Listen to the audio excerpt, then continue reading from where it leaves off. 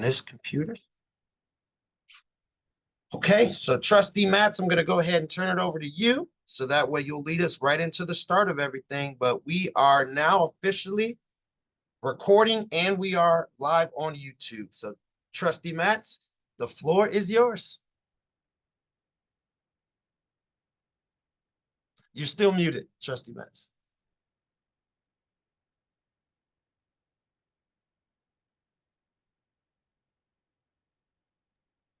There we go. As Attorney Reed stated, I am Trustee Cassandra J. Matts. I had the privilege of serving as Olympia Fields board member from 2017 to 2021. However, my dedication to advocating for my village and Southland region has never ceased. Once a trustee, always a trustee. As Attorney Reed and I welcome you all here this evening and appreciate your time. This session is dedicated to understanding our high property tax bill, and I hope everybody have their property tax bill handy for reference. And throughout this session, you will receive verifiable facts to help you fully understand how we can all address this issue together. The flow of this informational session is as follows. Attorney Reed is the subject matter expert. He will present the information. We will take breaks to ensure all understanding and clarity of the materials is being had. To maintain order and respect, everyone will be muted during the presentation. Please use the chat for any questions and we will address them accordingly. This approach helps us to stay on track and respect everyone's time. Attorney Mario A. Reed is a brilliant young lawyer who has operated his private practice for the past 5 years. He will explain to you now how he came to understand the property tax problem and present a real solution to fix the problem. So once again, thank you all for your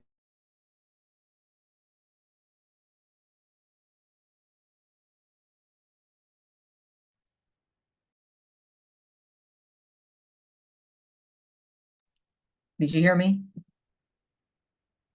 Now you're muted. You're muted. Excellent. So we heard the tail end of yours, but we lost you right at thanks for it. So you can go ahead and give the thanks once more. Yes, I wanted to thank everybody for your attendance. We respect your time and we're glad that you're here. So back to you, Attorney Reed. Thank you. All right. So thank you, Trustee Matts. Thank you to everybody who has logged on and has arrived on time. We're going to be getting started. Normally, we'd have a little bit of banter and get everybody a chance to get started. But because of the sense of urgency that lots of people have, we want to go ahead and dive right in. I'm going to be letting new people in. As you come in, we just ask that go ahead and mute your screen so we can keep the background noise at a minimum. But we are interested in diving in so everyone has enough opportunity to get all their questions answered. If you have questions, please go ahead and type them in the chat group and we'll make certain to get them all answered. One of the things that Trustee Matts wanted me to point out, and I definitely want to make sure everybody's aware of. So to give a little background about myself, as Trustee Matts pointed out, I'm a licensed attorney and have been since May 27th of 2014. So I just celebrated my 10 years as a licensed attorney. How I came to learn about the issue of the property tax debacle that exists specifically in the southern suburbs, but all across the state in poor communities, was back in 2006. I worked at the Metropolitan Planning Council, which is a bit of a think tank. And at the time, there was a group called A+ Illinois, which was a special interest group that was focused on making sure that all children received a quality education, irrespective as to what their zip code was. So dating back to 2006, I got an opportunity to learn about this issue. And then since then, so the last 18 years, I've probably dedicated over 10,000 hours to studying it. And that includes my time at the Cook County Recorder of Deeds office and the Cook County Clerk's office. And one of the things that a lot of people are unaware of is that the Cook County Clerk's office is actually the agency that is responsible for compiling all of the property tax rates. So the property tax rates are the key to why we're in this predicament. And that's what it is that I'm going to be sharing about. But I wanted to make sure that everybody understands what it is that my background is and how it is that I came to learn about this, how long it is that I've been working on this topic, and more importantly, whether you are impressed with my credentials or not is of no consequence, because by the time you leave this call, you'll have access to all the information directly. And that's the goal. I want for every single person to know how to get the details of why we're in this predicament and how it is that we're going to ideally solve it. So that's going to lead to, I wanted to start this session with what the solution is. Normally I'd go through the problem first, but I know that we've got a lot of impatient people who are very upset. So I want to jump right in with the solution, and then we'll kind of work our way backwards. So there's actually a question that was posted in the chat, and it actually speaks to what the solution is. So the question is, are advocating for a statewide pool for school funding taxes instead of local property tax, which assures that low income areas have low school funding? So yes, so thank you, Bob. I appreciate that, because that's the solution. So for all the people who are on the call and a lot of the people who are watching on Facebook, most people think that the reason why we're in this predicament is because there aren't a lot of businesses in lower income communities, whether it's the southern suburbs, Rockford, East St. Louis, East Chicago. So frequently we're told that the reason why our property tax rates are as high as they are is because we don't have a lot of businesses. That is a myth. That's a misnomer, and there's no truth to that. There's a Taco Bell in Park Forest. There's a Taco Bell in Glenview. The Taco Bell in Park Forest has a tax bill of $245,000. The Taco Bell in Glenview has a tax bill of $45,000. Same business, selling the same product. The difference is that Glenview has more wealth in its community, and because of that, the tax rates are substantially lower. So what it is that we're advocating for by transitioning to a flat property tax is that all of the money that gets paid for public schools throughout the state of Illinois go into a single pot of money. And then that pot of money will be used to pay for all public schools. Right now, property tax dollars fund local schools.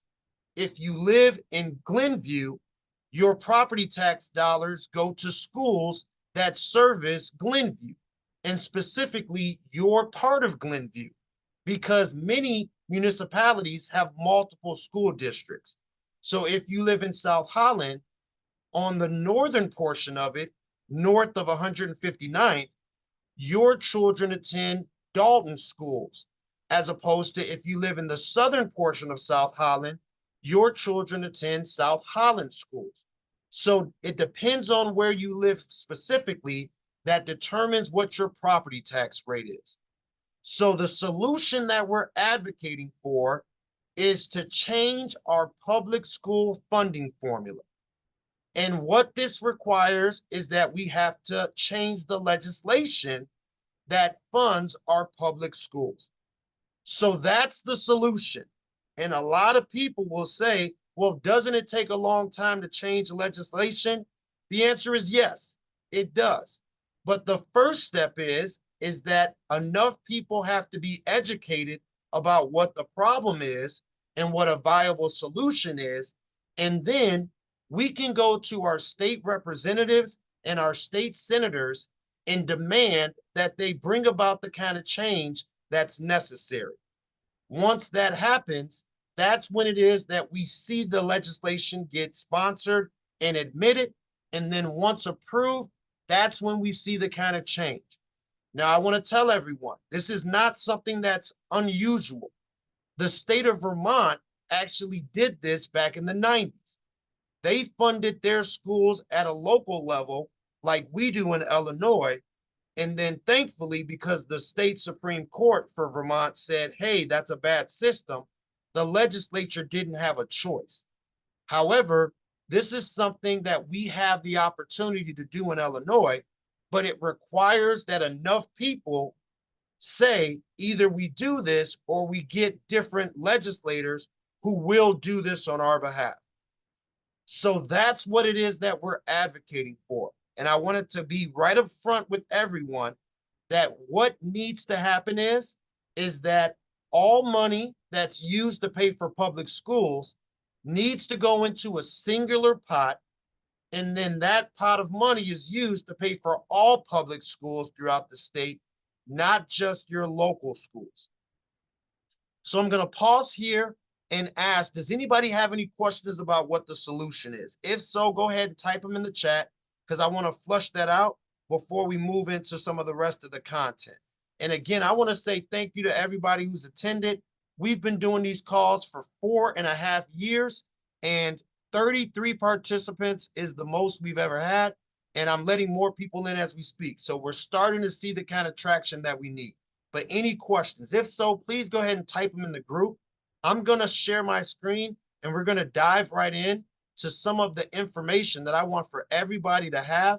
And like I mentioned, this is not information which is exclusive to me. Everybody has access. It's just that I've spent the last 18 years studying it. So I'm very well versed with where to go. And I want to show everybody where they can go to see it. And while we're waiting for questions, I wanted to share this with everyone. Lots of people say, well, it's going to take a long time. That part, I'm not disputing. I wanted everybody to see that something as major as a complete paradigm shift takes time. The civil rights movement in this country started as early as the 1940s and then essentially took until 1968, depending upon who you ask. But it does take time. But until we start the process, it's not going to change and happen at all. So that's what today is about. And thank you to everybody for tuning in and helping us start this process officially. All right. So first time of hearing of this type of call, would have participated if previously had I been aware. I'm grateful that you heard about it. I'm glad you're participating. Every first and third Wednesday, we're here at 7 p.m. and we need the momentum of bringing more people. Because just like in the civil rights movement, it took everybody doing their part. That's what we need. I'm going to be perfectly transparent with everyone. Trustee Matts and myself will be meeting with state senators and state representatives as early as tomorrow morning at 8 a.m. So we are now going to report that at tonight's call it's looking like it's going to hopefully be 50 plus people, and we need that momentum. So the next time that we have this kind of meeting, we're going to ask that state senator and that state representative to come on and see it for themselves. Now, there's another comment. There are other sources of taxes that can be used, such as sales tax, and people who care about the common good have tried to change it in the past. How will we deal with the grasp and control of the rich and the powerful? So that's a great question. And the one thing that Trustee Matts and myself always like to say is even though we have this strategy, we're not perfect. And we understand that there are possible compromises that are available. More than anything, we have to look at how we're going to solve the lack of funding for education. So if a legislator comes as we're having these meetings and says, I want to go up 1% on the gas tax and I want to go up 1% on grocery taxes and then use that money to fund it, as long as we get to the point where the southern suburbs don't have the highest property tax rates in the United States of America, we are completely in support of any means possible. But what we know is that the state of Vermont was in this exact predicament. They went to a statewide funding system and that solved their issue. And they now have a top 5 education system in Vermont. So instead of trying to reinvent the wheel, we are open to following what we know works. But we also understand that it's a case where it's going to involve compromise. And if that includes other taxing methods, we're open to it. We need help instead of being told there's nothing we can do at this point. Put a freeze on the taxes until this is figured out. We don't have thousands of extra dollars. So for the person who commented that, I wish that was the case. However, Trustee Matts and myself, we don't have the authority to put a freeze on the taxes. Instead of us not doing anything, our commitment is to try and educate and mobilize. That's what this initiative is. Educate and mobilize.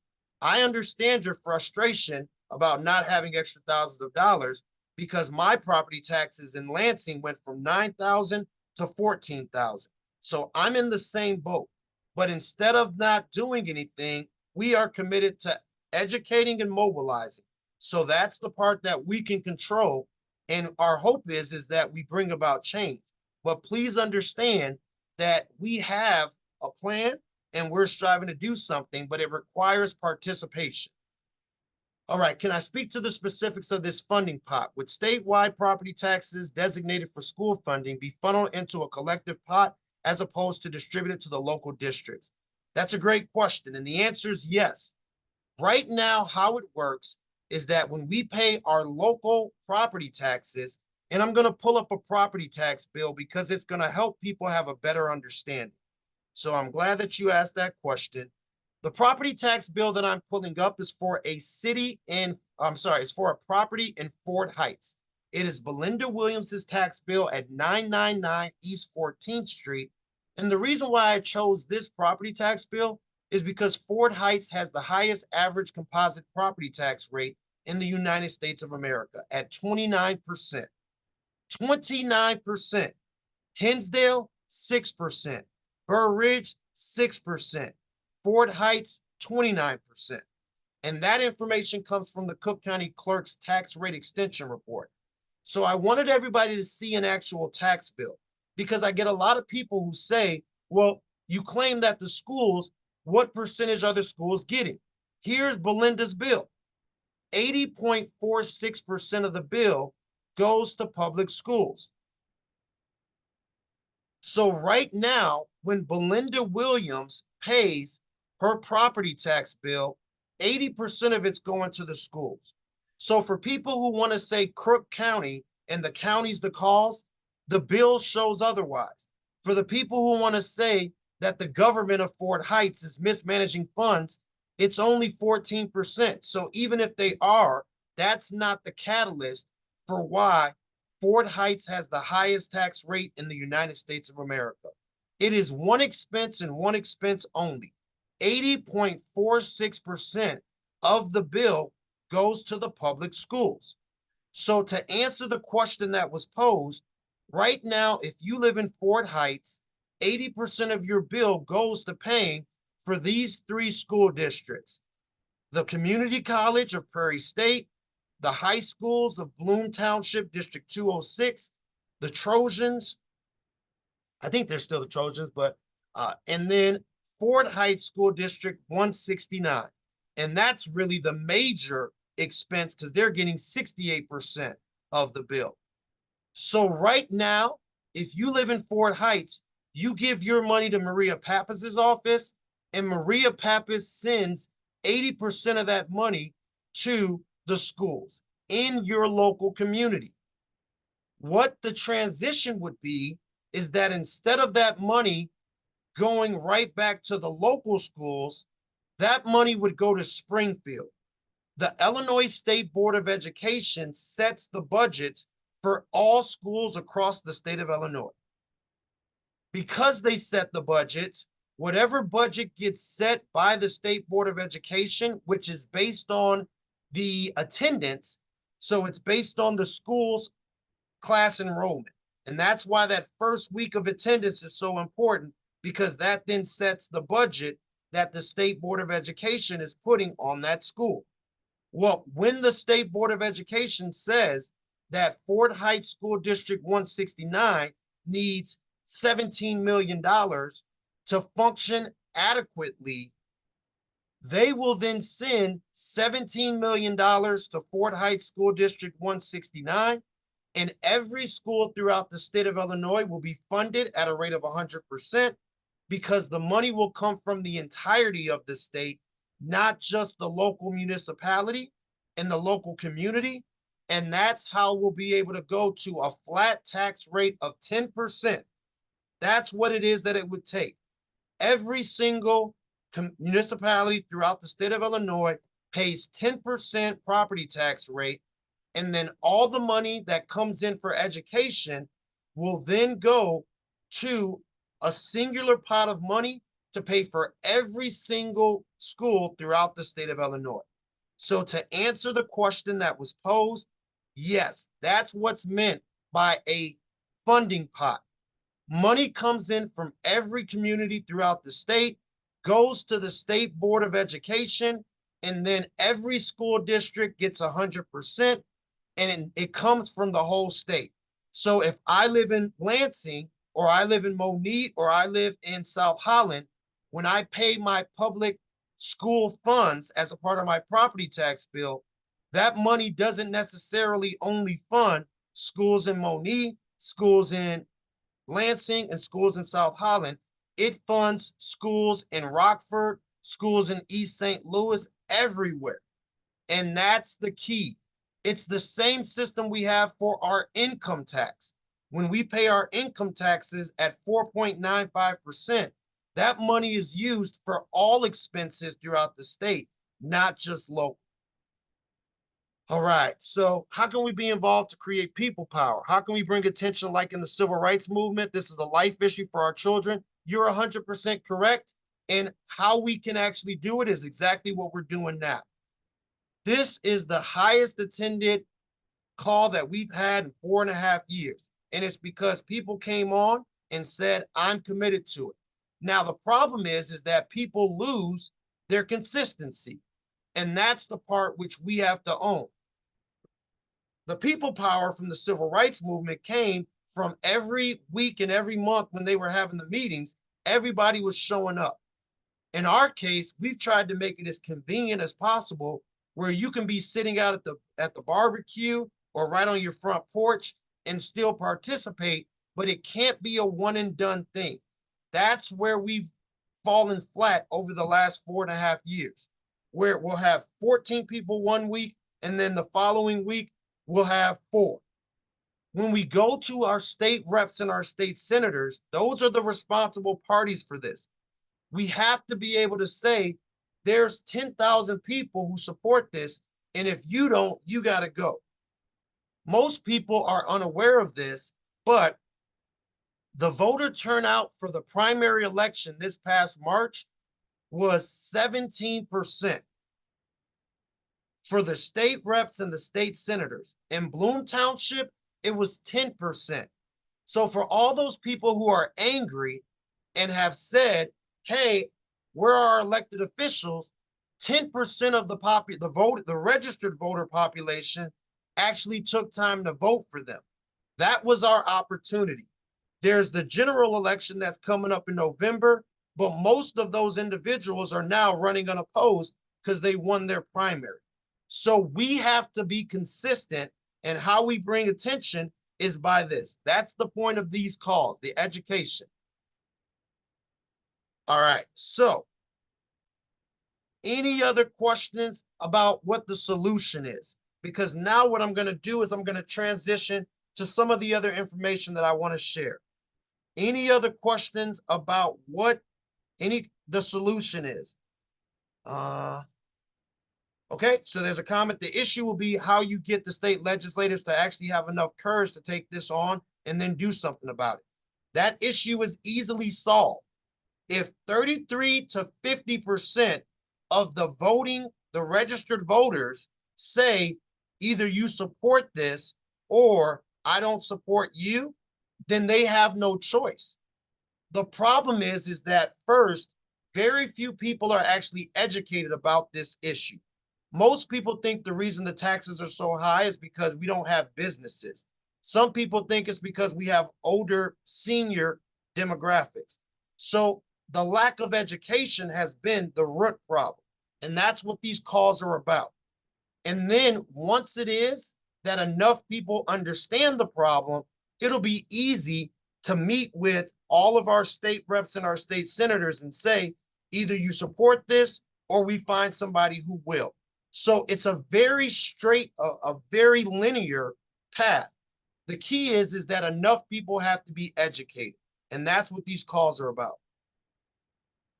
All right, so I'm now going to transition to showing everybody why this is something that the state should be responsible for. So most people are unaware of this, but the state constitution actually tells us who's supposed to be paying for our public schools. And this again is why I wanted everybody to be able to see it for themselves. The state constitution is public. Everybody's got access to it. Article 10 is for education. When you click on Article 10, Section 1 says the goal is free schools.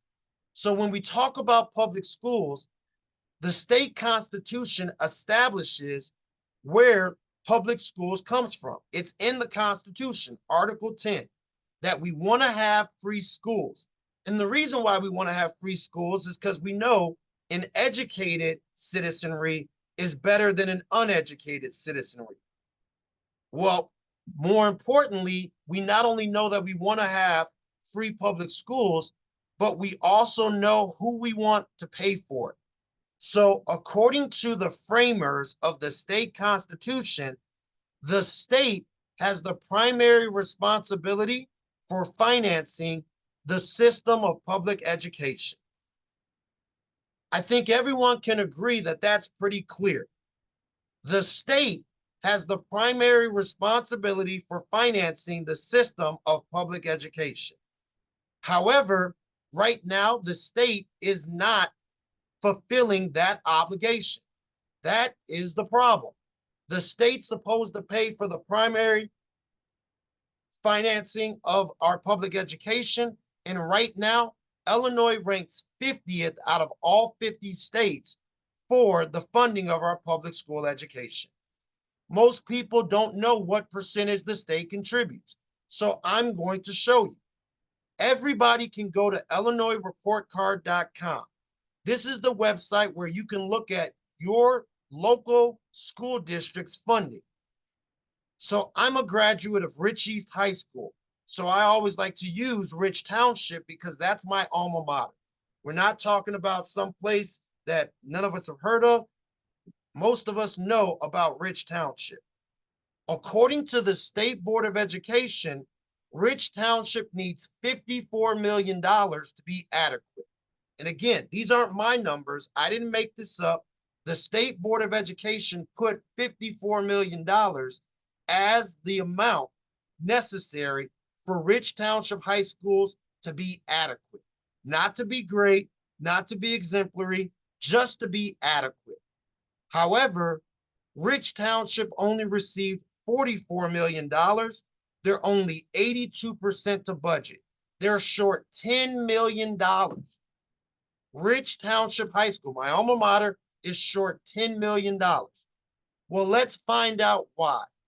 When we go to district environment and then click on district finances, we then can look at the figures. 2023 revenue percentages. These are the current revenue percentages.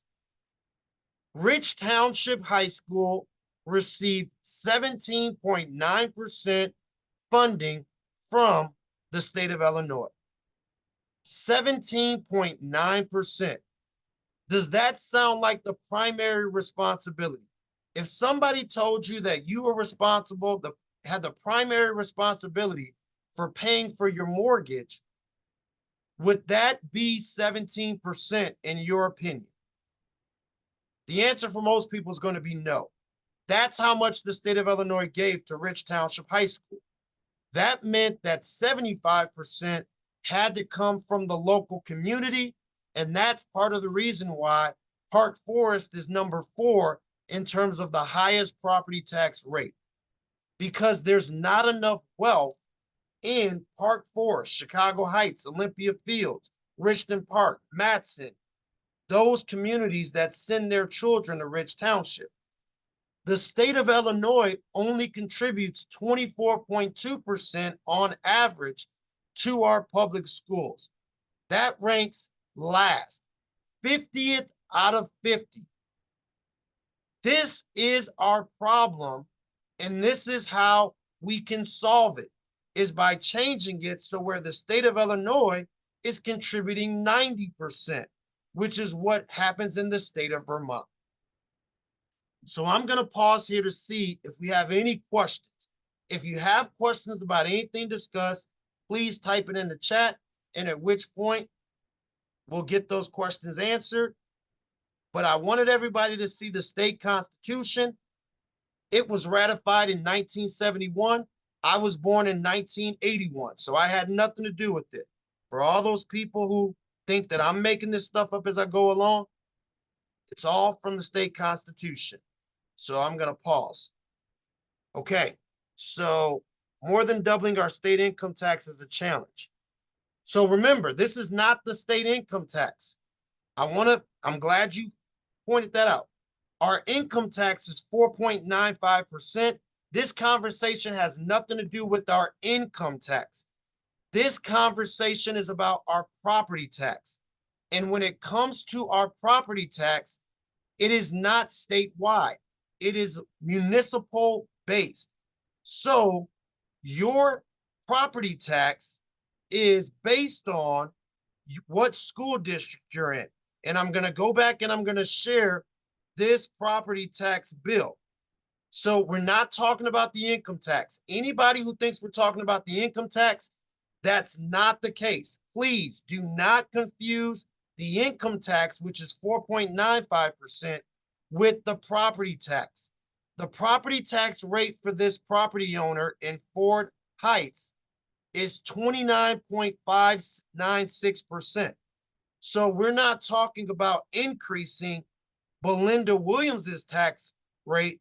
We're talking about decreasing it to 10%. Every single school district results in a different tax rate. So in order to find out what your tax rate is, you have to look at the second installment of your property tax bill, and you have to then look at the tax calculator. The tax calculator in the bottom left-hand corner will show you what your tax rate is. Your tax rate is based on your school districts. So Belinda's is 29. Mine in Lansing is 15. A property in South Holland might be 14. Olympia Fields is 14. Park Forest is 23. So for the person who commented and said doubling the income tax rate is going to be hard, this has nothing to do with the income tax rate. And in my opinion, reducing the property tax rate for Belinda Williams from 29.59% down to 10% should not be hard for somebody who lives in Fort Heights. If you live in Fort Heights and I come to you and say, do you want to pay 66% less in property taxes and have public schools that are funded at a rate of 100%, I imagine the answer is going to be yes every single time. Now, where the challenge is going to come in is if you live in Hinsdale and your tax rate is 6.6%, and then somebody comes to you and says, do you want us to increase your property tax bill by 33% and send that money to Fort Heights? They're likely going to say no. That's where the challenge comes in. But I doubt very seriously that we have a lot of people from Hinsdale on this call, because they're not the ones who have 29 and 28 and 27% tax rates. We are. And there's 66% of the state of Illinois property owners who have tax rates above 10%. So more than 2/3 of the entire state would see a decrease in their property tax bill. And in my opinion, that's not something that should be very hard to get people to support. We just have to get the information to them, and that's the hard part. And that's where you come in, because I saw another question of when do we go to Springfield? We can't go to Springfield with 46 people because it's not going to work. And I know a lot of people are frustrated because they want immediate results.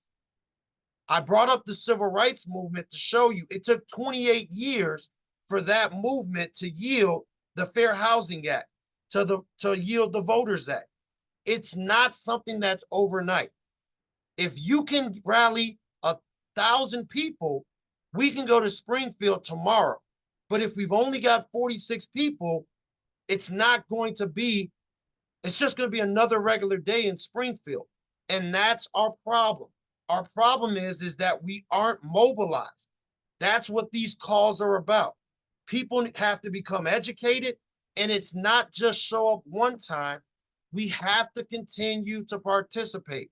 And the next time, the first Wednesday in August, we need for there to be 460 people on this call, because then now we can start talking about orchestrating a trip to Springfield and meeting with our state reps and our state senators. Thankfully, we don't even have to go to Springfield. We can go to our local state reps and state senators. But if we show up with 46 people, they're going to laugh us out the room. And that's what's been happening. Trustee Matz and myself, we met with the state senator and a state representative 5 years ago. And in a community where their tax rates were over 40% at the time. And the state senator said, not enough people care about this. And because of that, they did nothing.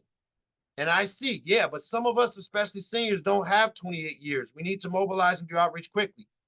Again, you're preaching to the choir. We've been working on this for 4 years. We've been saying that we need to mobilize and do outreach. We've been doing mobilization and outreach for 4 years. Thankfully, you all are joining us, and we need it, but it's got to stay with the same urgency and consistency. Sending this Zoom to friends and family throughout the state is what's needed to spread the word. That's exactly right.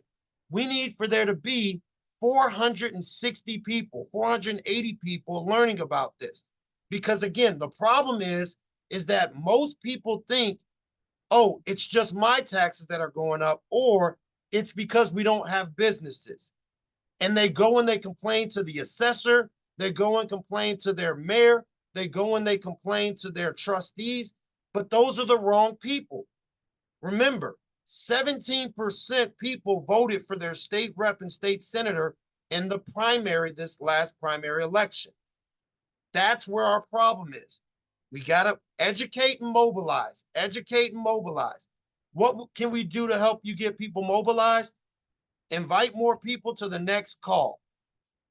And then if you are in your community, so if you're in Hazelcrest as an example, help us organize a town hall. We'll come out, we'll invite people, we'll do Facebook marketing. We've paid for over $10,000 worth of ads in the past 4 years. And then we'll have people show up in their local community. So for all those people who say, I don't do Zoom or I'm not technologically adept, we'll organize it at a local community center in your community. And then we need 1,000 people to show up to that. So where we need help is to get people. Can we form a think tank to build strategies? We're happy to do that. But more than anything, we need to get the word out. And a lot of people say, I like coming on Zoom because I can still be where I'm at without doing it. All right, so there's a question about the assessment. So let me talk about that. So for all the people who say, let me just appeal and hopefully that'll give me tax relief, most appeals are going to be denied.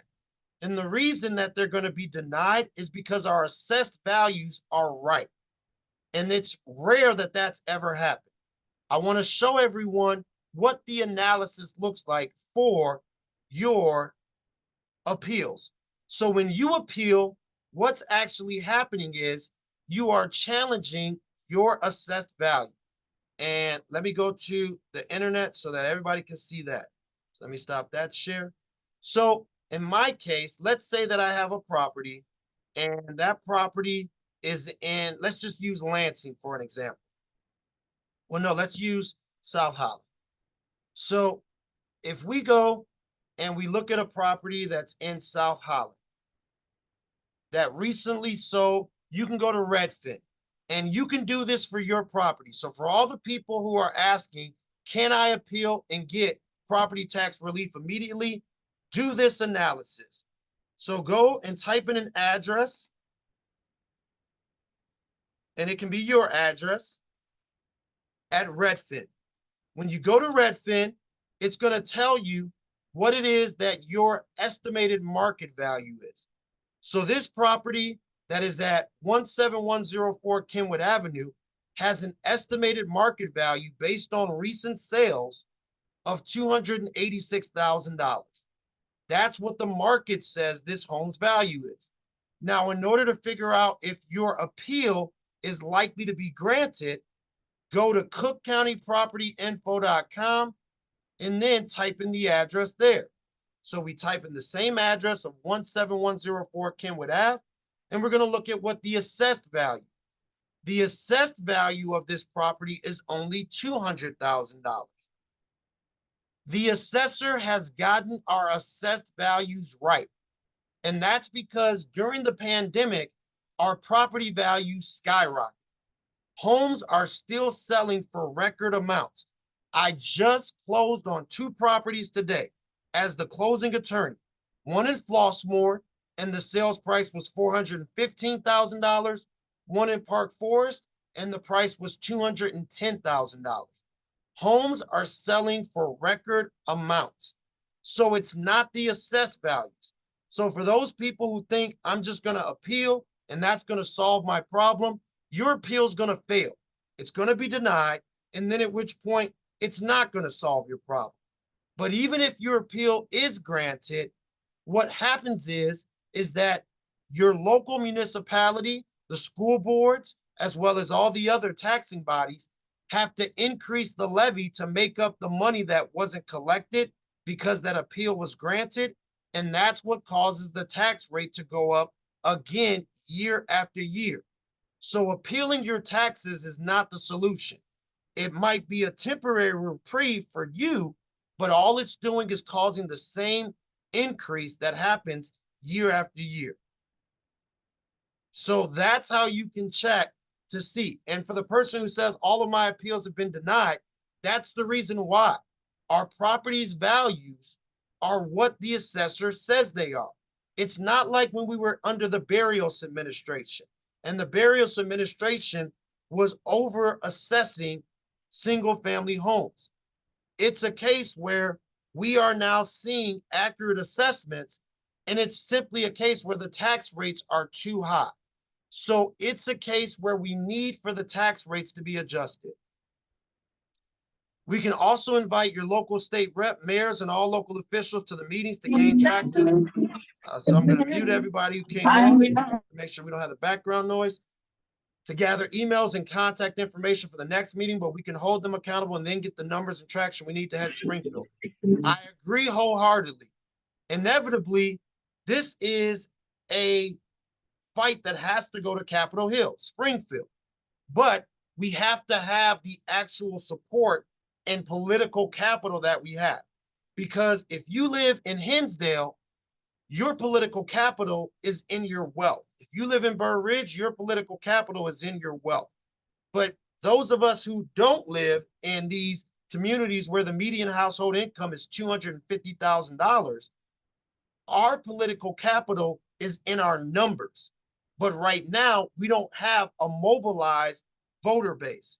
17% was the turnout for Bloom Township, 17% for Ridge Township, 17% for Thornton Township.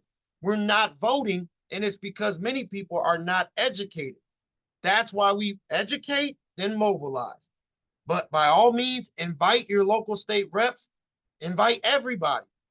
Don't worry about the elected officials specifically. We need the people, because once the people come, the elected officials follow. That's what we've been missing. Special interest groups are rooted in people. There's a reason why AARP is the biggest special interest group in the country. And then the NRA is next because they have the people. That's what we need. We need the people. And for those people who said that they're willing to help organize and host a forum, by all means, please reach out.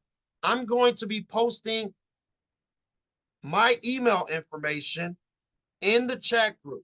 So anybody who wants to organize a forum, please feel free to reach out. We'll come out. We have literature. We have information to be able to disseminate. But more than anything, we need consistency amongst the people. And tonight is the perfect start. We got 48 people on. We need it to be 480. And that requires us continuing to stay consistent. All right, what was the website again that people can go to listen to this recording? So it's going to be on YouTube. So what's going to happen is that we're recording this call, and then once we finish with the recording, we're going to upload it to Save the Southland YouTube page. Save the Southland YouTube page, which I just typed in the chat. And then also, I'm going to post Saving the Southland, which is the Facebook page. You can go there. We post lots of the data. So for all those people who say, oh, I want to see the information and the data for myself, we post it there, and you're welcome to share. There was another question of, isn't there a bill already written? No, there's no bill that's been written to change the public school funding formula. That bill would send shockwaves throughout the state of Illinois because, again, you're talking about drastically overhauling how our local tax dollars, property tax dollars, get allocated.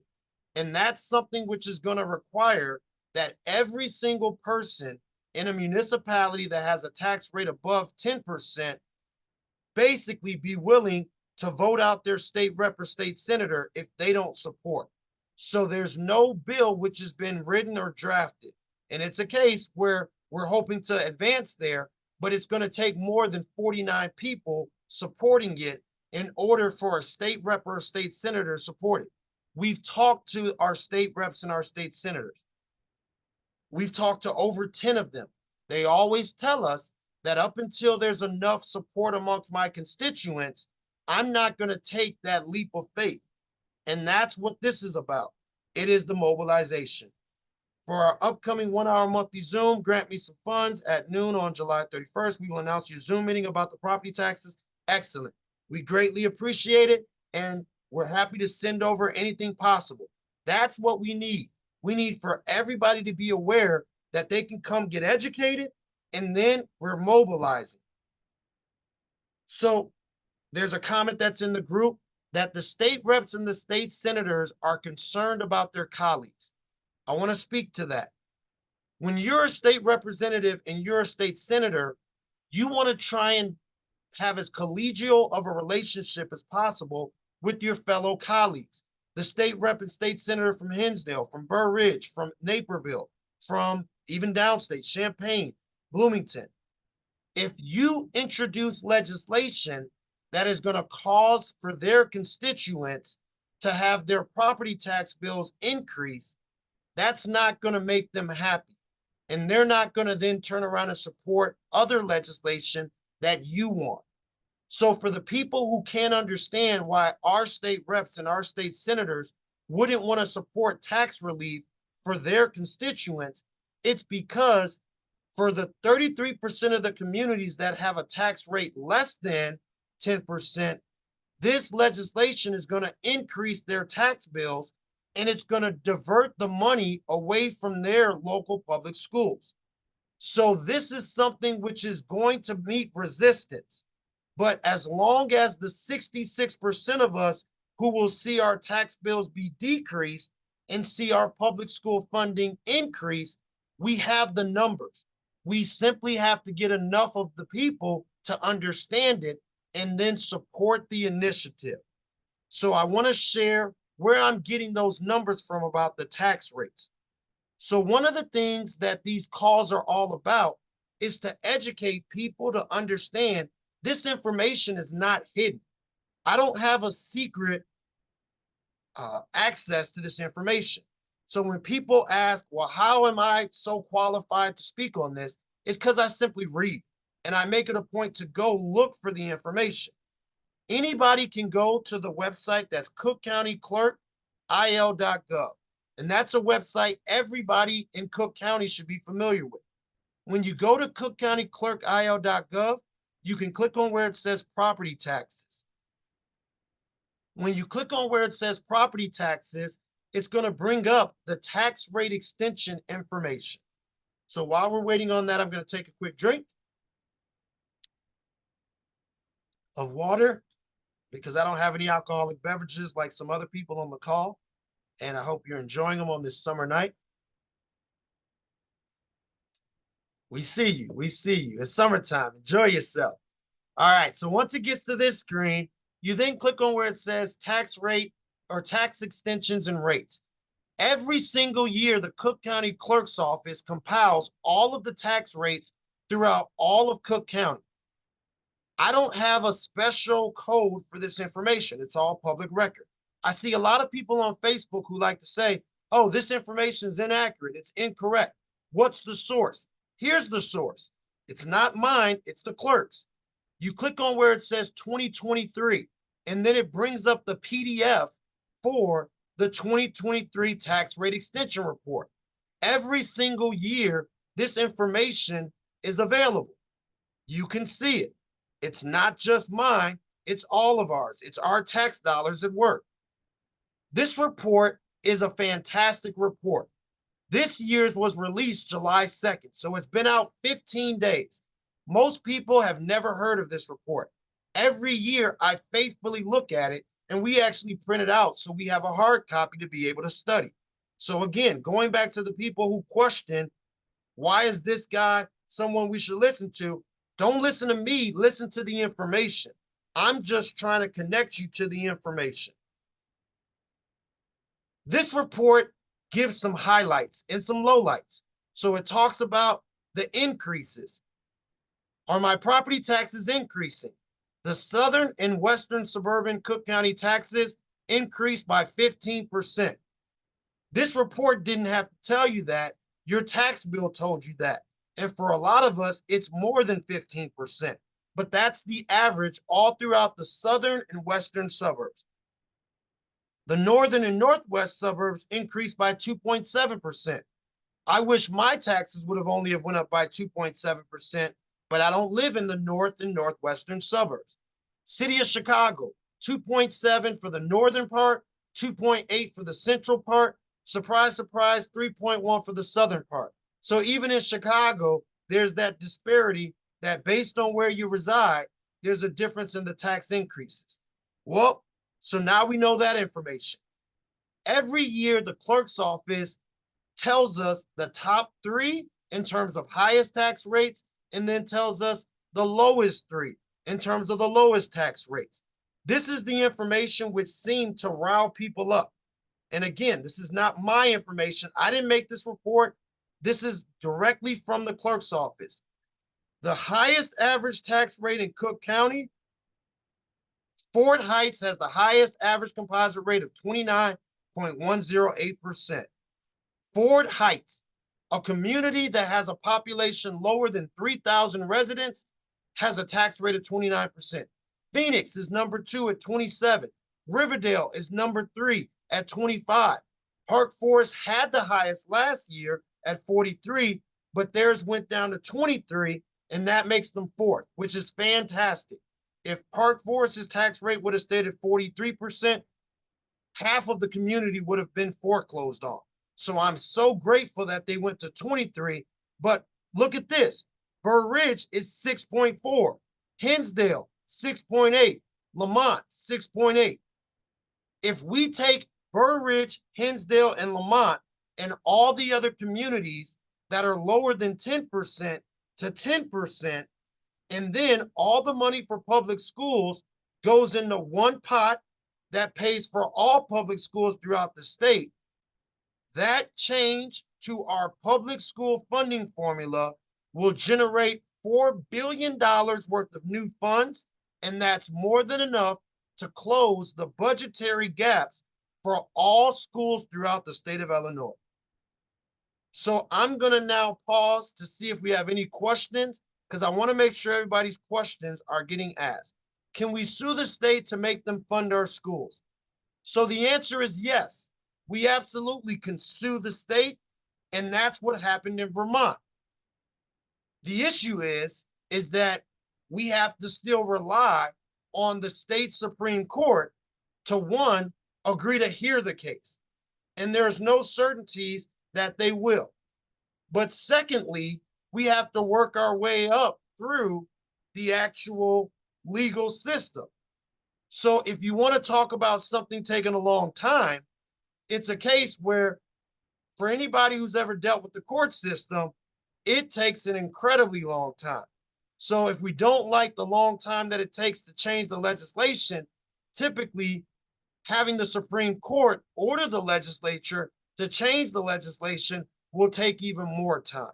And that's why our opinion is let's go directly to our legislators, but we need more than 49 people in order to do so.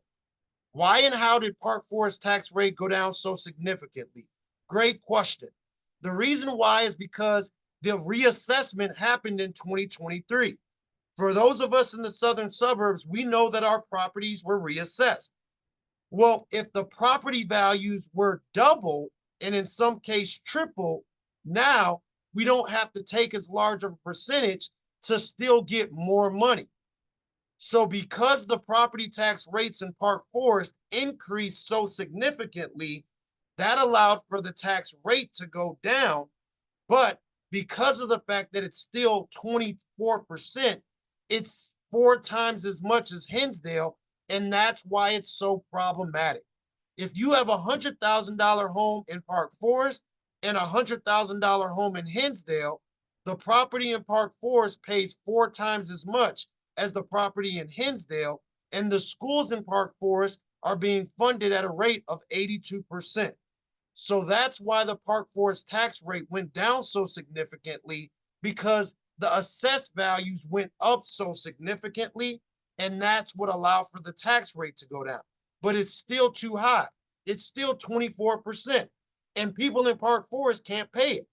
I've gotten 10 calls in the last 3 days from Park Forestians who have told me I'm just going to lose my home because their mortgage is going to go up by $1,300 or more.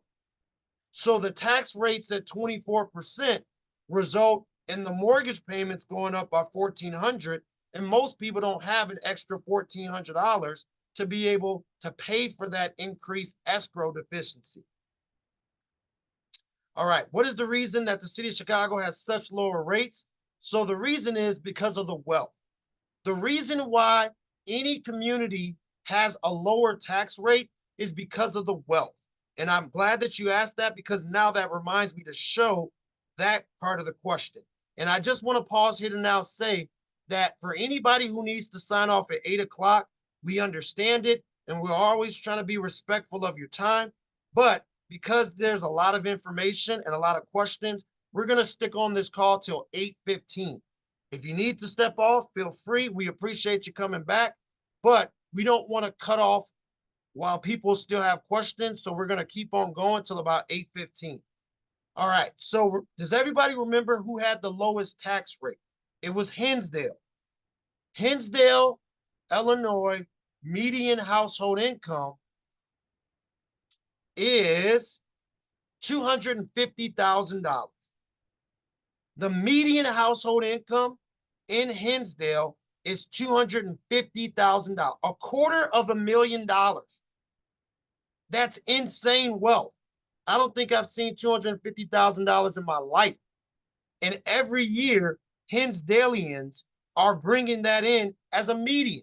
That means you got millionaires, and it's understandable, because guess what their median property value is? $962,000. So the reason why the tax rate is so small is because you only need to take 6% of a property that's valued at $962,000 to come up with enough money to pay for your schools. Now, I want to show you something else. So we saw here how much money that it takes to run Rich Township, $54 million, and how much money Rich Township received. Now let's take a look at Hinsdale School District, HSD 86, Hinsdale Township School District. They need $57 million to be adequate. Hinsdale School District has $85 million. So you're telling me that with the tax rate of 6%, they were able to come up with $85 million. It makes perfect sense. If you have a big pie, you only need to take a small little slice to feed the kids. If you have a small pie, you need to take a quarter of the pie to try and feed the kids, and it's still not going to be enough. The same holds true for the city of Chicago. There's such a large amount of wealth that you only need to take a small little percentage to feed the kids. That's what our problem is. We're paying for our local public schools at the local level. The Constitution says the state should be paying for it. We now need to force the state to pay for it. Thank you for those questions. So yes, that's your situation in Hazel Crest, and you're right. It's the situation in Country Club Hills, the situation in Markham and Midlothian. It's in East St. Louis. It's in Rockford. It's in every community where the median household income is less than 250,000 because there simply isn't enough wealth in the local community to pay for an expenditure as large as our public schools. And that's why we were never supposed to pay for our public schools at a local level. The state of Vermont went through the same thing. They transitioned to the state funding 90%, and that's what now has it so where their property tax rates are low and their schools are funded at a rate of 100%, and they rank in the top 5 for education. Can we get the overage of this unfair system refunded from the state that has taken advantage of us? Up until we change the law, there is no overage. So the first step is educate. The second step is mobilize. We need more people. 49 people is not going to get us there. We need everybody who was on the call tonight to invite and bring their 10 closest friends and family back to the first Wednesday call. If we don't get the people, we're going to be in the same situation. Again, Trustee Matz and myself have been doing these calls for 4 years. We're in it for the long haul, but we can't do it alone, and it requires education and mobilization. How many states have a statewide pool for school taxes? Right now, it's approximately 14 states. Michigan's one, Vermont's one, Hawaii's one. There are several. But most of the assessed values went up just like Park Forest. So why didn't other suburbs tax rates go down? All of the suburbs tax rates went down except for 4. So tell me what suburb, so Daniel, what suburb are you from? Because we can see this information. And that's why I wanted people to come on the call, because we've got people who are unaware as to how to get answers. Perfect. So you said Richmond Park. Go to the tax rate report. Remember I showed you how to go to the clerk's website and get the tax rate report?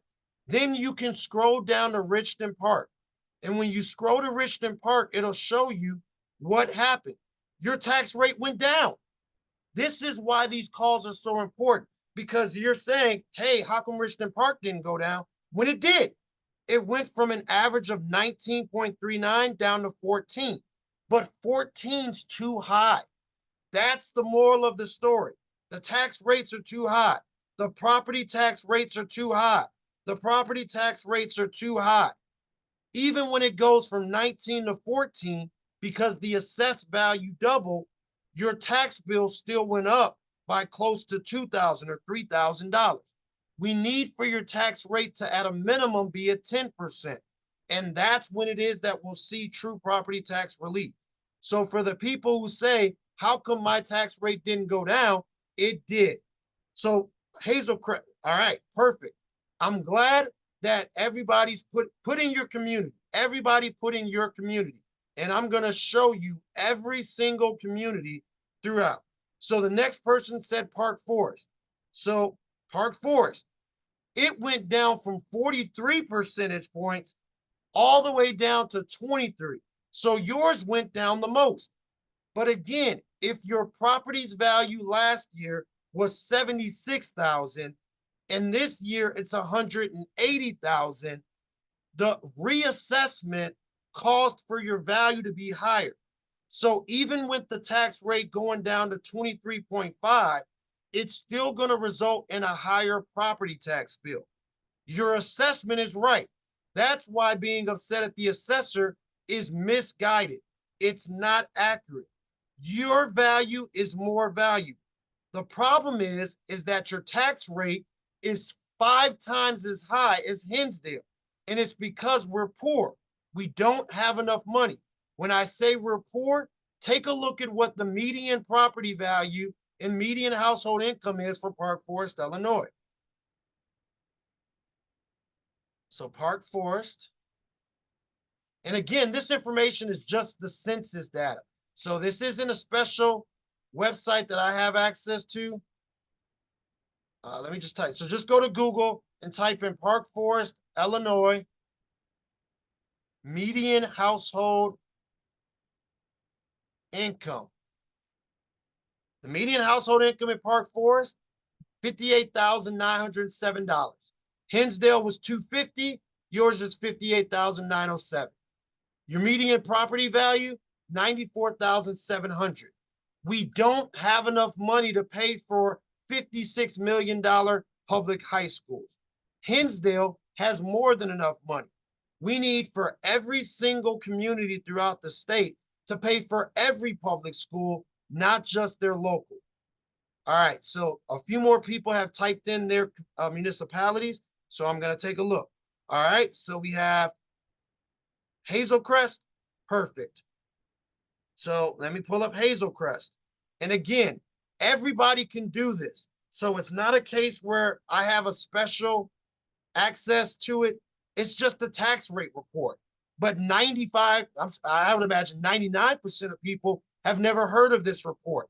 And that's why these calls are so essential, because the information is there. The people just don't know where to go to look for it. And that's the reason why we do these calls. So Hazel Crest saw their tax rate go from 26.3 down to 18.3. Trust me, guys, I went through all of these. All of our tax rates, except for Phoenix, went down. And the reason why Phoenix went down is because of the question that somebody asked earlier about the TIF.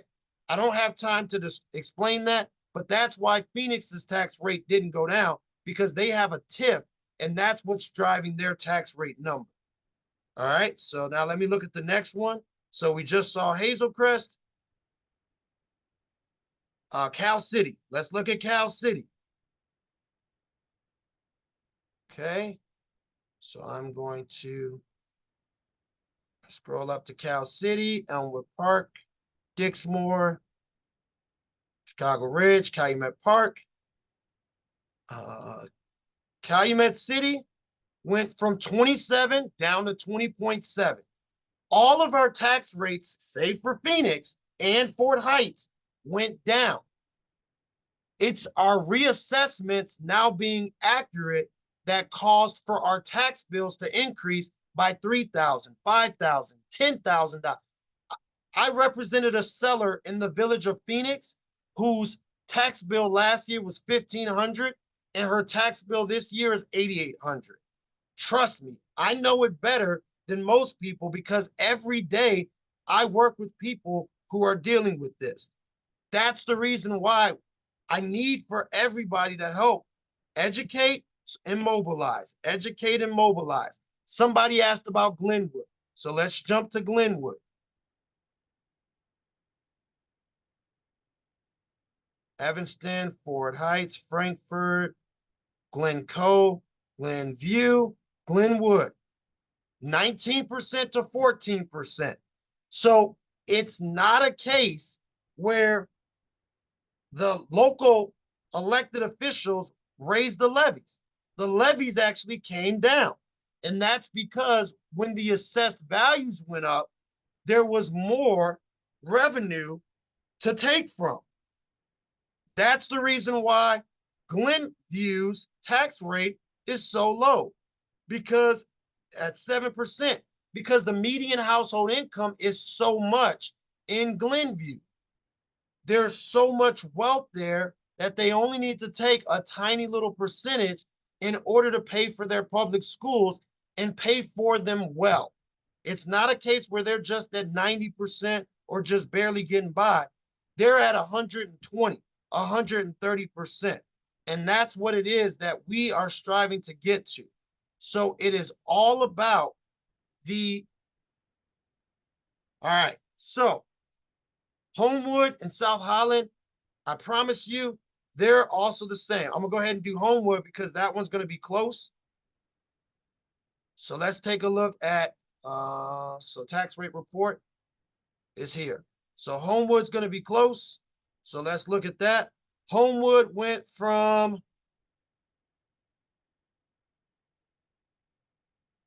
17% down to 13%, 4 percentage points. South Holland went from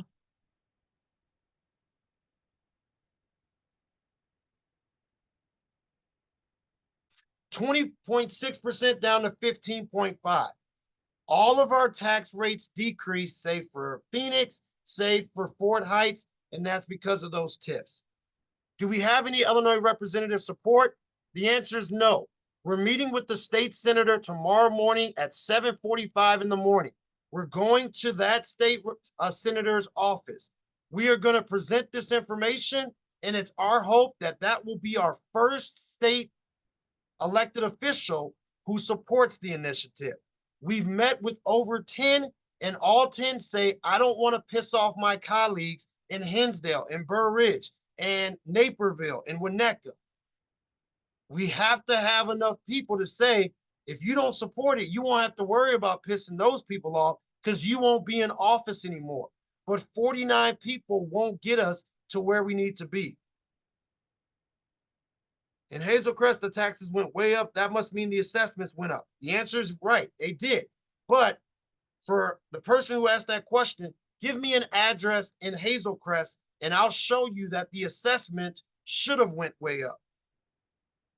So give me an address. Type an address in Hazel Crest. Does this not make owning a house totally out of reach? So the answer is, it's going to make it out of reach for us poor people, but wealthy people don't care. And that's why us poor people have to say, I don't want to lose my home, and we got to change this public school funding formula immediately. Did levies increase? No, levies did not increase. Levies decreased. How the tax rate works is that it's the collection of all the levies. You can actually look on that report and it will show you the difference in the levy. You can also look on your tax bill and it will show you the difference in the levy. The levies decreased. When the levies decrease, that's what allows for the tax rate to decrease. If all the taxing bodies ask for less money, or a smaller percentage, that's what the levy is. When the levies decrease, the tax rate decreases because the tax rate is the combination of all the levies together. What state senator are we meeting with tomorrow? I'm not going to say that because, one, I don't know what they're going to say, and I don't want people calling them, threatening them. I want for them to objectively be able to make their decision, and then if they say the wrong thing, eventually we'll be able to say the name. But right now, the key is not to worry about our state reps and our state senators. It's on getting more people to show up, because 49 people is not going to scare any state senator. So you can go down the list of all of them, and they're going to laugh at 49 people showing up and saying that they're upset. We don't have enough support. We got to educate and mobilize. Okay. All right. So I'm just going to pull up a property in Hazel Crest so everybody can see this. For all the people who are ready to storm the bell tower and well, I'm not going to say that. That's distasteful. But all the people who are upset at the assessor, it's wrong. It's misguided. The assessor has done a good job.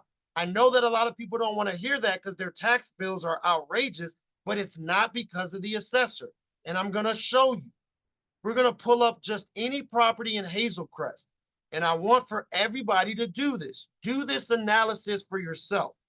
Instead of looking at properties for sale, look at the properties that have actually sold.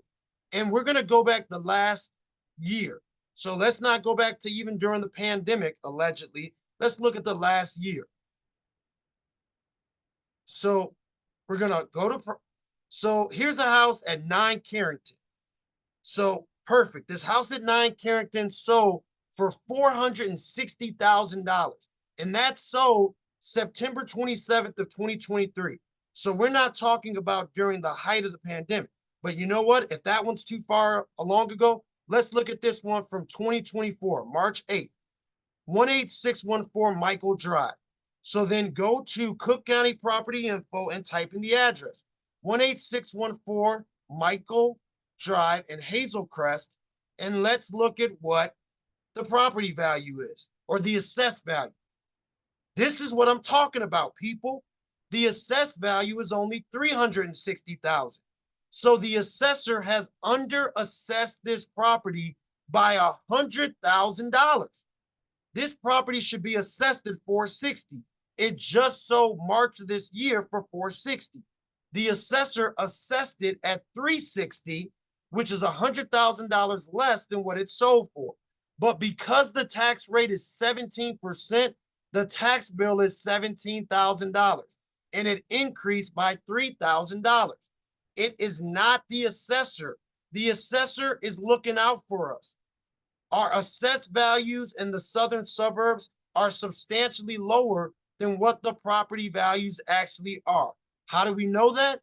House sells for $460,000, assessed value is $360,000. That's $100,000 under assessed. But the tax bill is $17,000 because the tax rate is 17. If the tax rate was 10%, that would mean that this tax bill would go down by roughly 47%. If we knock off 47% off of this tax bill, 17,241.36 times 0.47, that's $8,100. This tax bill should be $9,000, and the public schools that they send their kids to would be funded at a rate of 100% if we go to a flat property tax of 10%. That's what we're talking about accomplishing.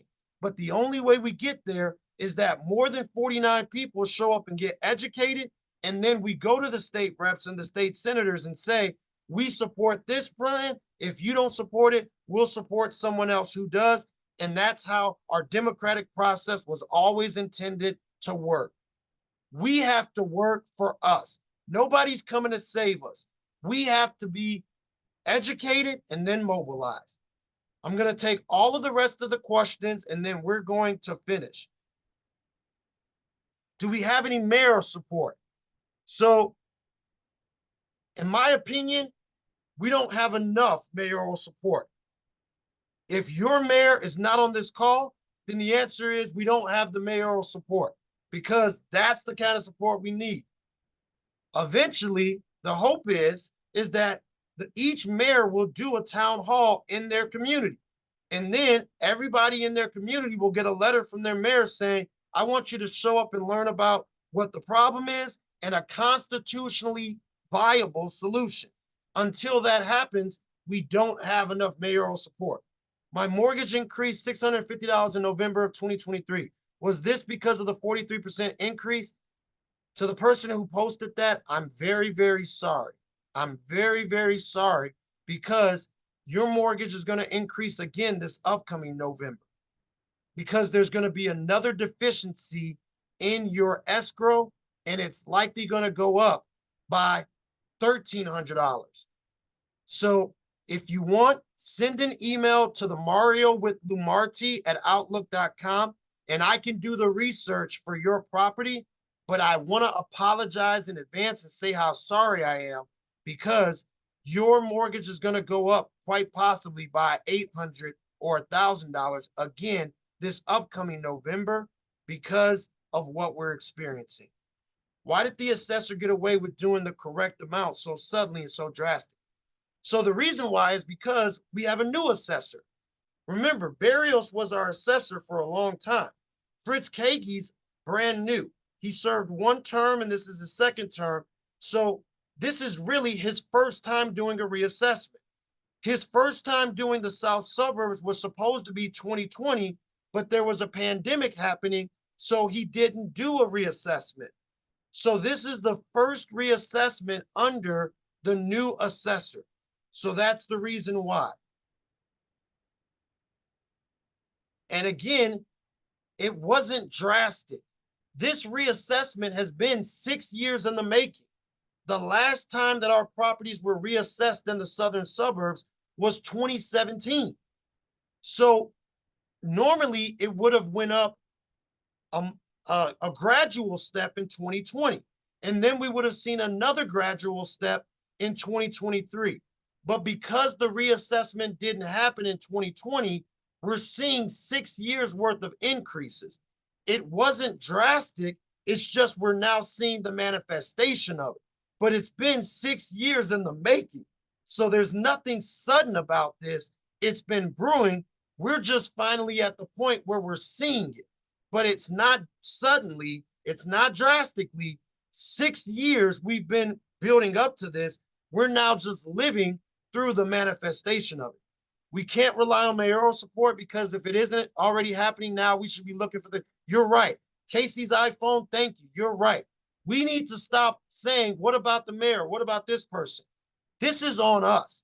Whether our mayor supports it or not, we still got to pay our tax bills, right? And we don't have the money to pay for it.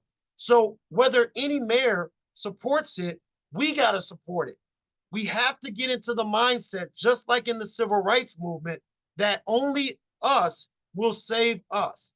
We can't look to any elected official, save for our state rep and our state senators, but we have to have the will of the people. And 49 participants isn't going to do it. All right. So thank you, Trustee Matz, about asking to do the escrow dump. Right now, I don't have enough time to explain kind of overpaying into the escrow, but it's too late to do a prepayment for the escrow. We're here. I got an email from Freedom Mortgage that said that they paid my taxes on July 15th. So it's already done. Unfortunately, another housing crash is probably going to happen if we do not do something quickly. So I'll quickly speak to that. No, this housing crash isn't going to be like the last one because it won't make sense for even investors to purchase these properties because if the taxes are $17,000 a year, you'd still have to find somebody that's willing to rent it for $2,500 in order to see a profit. And for most properties, it's not going to make sense. It was not built up for 6 years. It was sprung on us completely broadsided. So I disagree.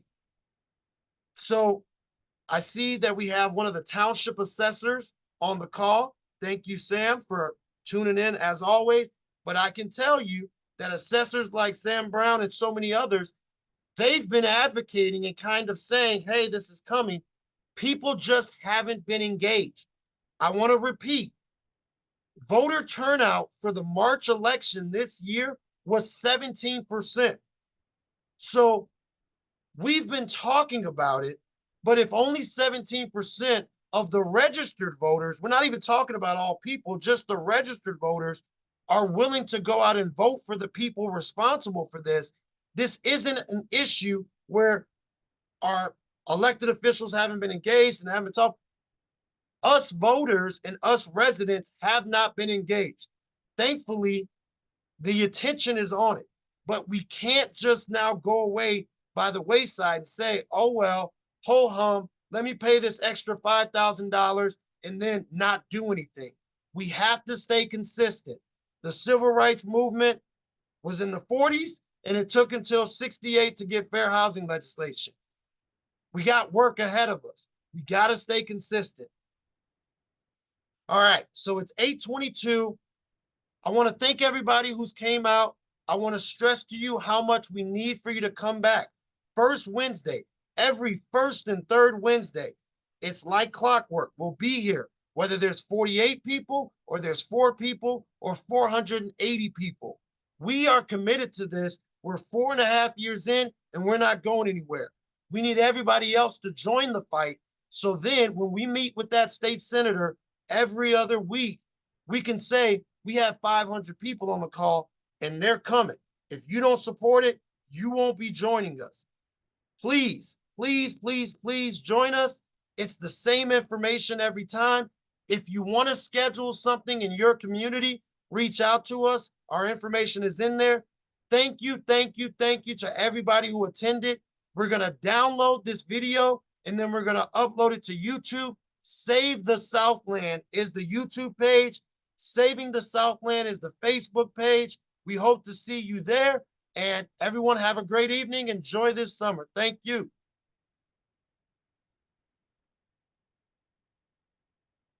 Take care, everyone.